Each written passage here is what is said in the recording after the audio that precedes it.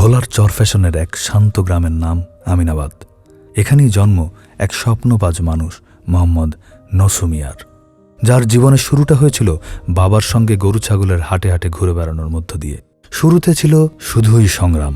পরিবারের আর্থিক টানাপোড়েন কাটাতে মায়ের নেওয়া একটা ঋণ দিয়ে শুরু হয় তার পথ চলা, গরুর মাংস বিক্রি।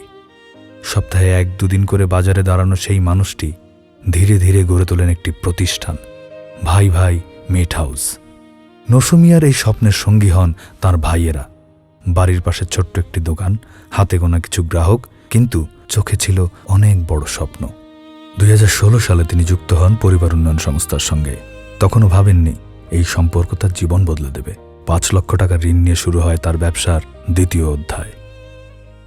আমার ব্যবসার বয়স 18 বছর। আমার বাবার সাথে হাটে বাজার আসিয়া গরু কেনাকাটা করিয়া গরু নিয়ে বছর তুলা সময় নিজে মাংস দোয়ান দিছি, দিয়া মাংস ওখানে বিক্রি করি। এফডির পক্ষ থেকে অনুদান দিছে। এফডি বলছিল, এফডি বলিয়া এই প্রজেক্টটা আমরা নিলে আমরা ভালো হইবে, আপনার মাল সেল বেশি হবে। হয়েছে, কাস্টমার বাড়ছে, বেচা বিক্রি বাড়ছে। 2022 সালে যুক্ত হন পল্লী কর্মসহায়ক ফাউন্ডেশন PKSF, ডেনমার্ক সরকার ও ইফাদের অর্থায়নে RMTPর নিরাপদ মাংস ও দুগ্ধজাত পণ্যের বাজার উন্নয়ন উপপ্রকল্পে। আমাদের একজন উদ্যোক্তা মোহাম্মদ নসু মিয়া, উনি আমাদের থেকে 10 লক্ষ টাকা অনুদান গ্রহণ করেন।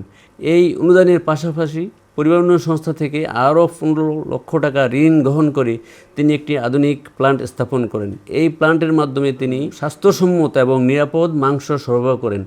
মাংসের কাটিং শিখাইছে, তারপর কোন মাংসটার মূল্য বেশি সব কিছু এটি বুঝাইছে না।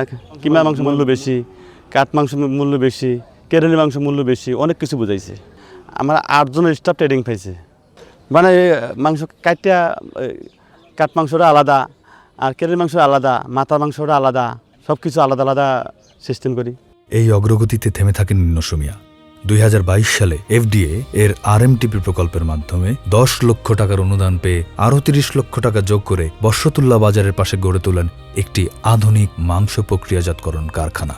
কাচের দেয়ালে ঘেরা নিয়ন্ত্রিত তাপমাত্রার সেই কারখানায় প্রতিদিন প্রক্রিয়াজাত হয় গরু, ছাগল, মহিষের মাংস। মাংস কাটার জন্য ব্যবহার হয় বোন স মেশিন। কাটা মাংস রাখা হয় চিলারে। সব কিছু নিরাপদ, স্বাস্থ্যসম্মত ও আধুনিক। আমার দোকানে স্টাফ আছে 12 জন। ঢাকা ফাড়াই, বোলা ফাড়াই, চিটাং ফাড়াই, বিভিন্ন জায়গা ফাড়াই। এখন লাভ হয় প্রতিদিন 2,500 থেকে 3,000 টাকা, মাসে 80 থেকে 90,000 টাকা। নসু মিয়ার এই সাফল্য শুধু তার একার নয়, এটি একটি কমিউনিটির, একটি স্বপ্নের। তার কারখানা দেখে অনুপ্রাণিত হচ্ছেন আশপাশের অন্যান্য ব্যবসায়ীরাও। গ্রাহকেরাও পাচ্ছেন নিরাপদ খাবারের নিশ্চয়তা। আজ তার লক্ষ্য ভাই ভাই মিট হাউসকে জাতীয় পর্যায়ে নিয়ে যাওয়া। আর সেই যাত্রায় পাশে আছে RMTP প্রকল্প ও পরিবার উন্নয়ন সংস্থা। এই গল্প শুধু একটি সফল ব্যবসার নয়, এটি একজন মানুষের স্বপ্ন, সংগ্রাম আর সাহসের গল্প, একজন সত্যিকারের অনুকরণীয় উদ্যোক্তার গল্প।